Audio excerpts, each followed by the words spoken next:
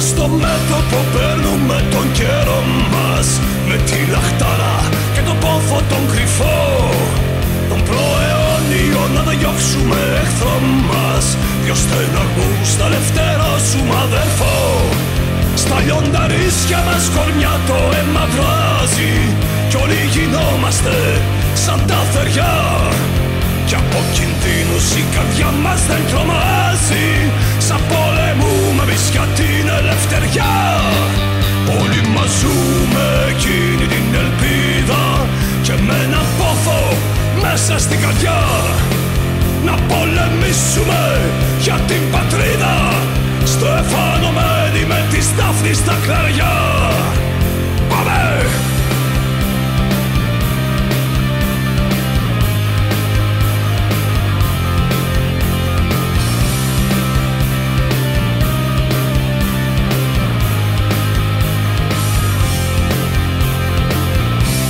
Αθάνατοι πεσόντες, λειτουργεί ιερού, ελανίου, Απολλωνίου φωτός.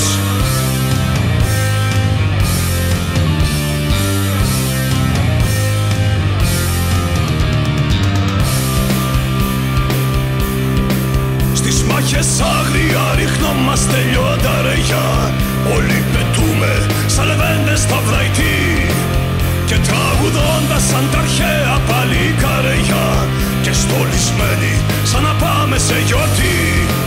Παιδιά, γυναίκες, όλα αφήνουμε εδώ πέρα, δεν τα θυμόμαστε εμείς ποτέ. Μια σκέψη μόνο κυβερνάει νύχτα μέρα, πως θα γυρίσουμε και πάλι νικητές.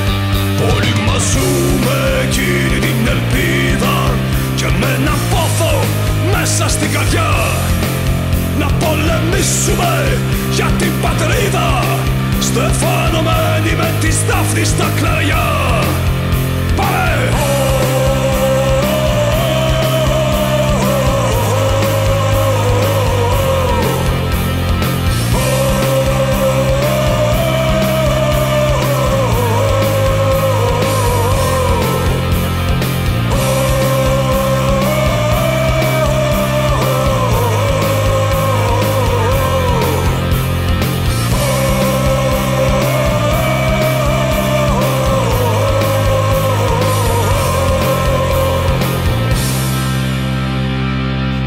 Συντοϊάνι Ελλάς!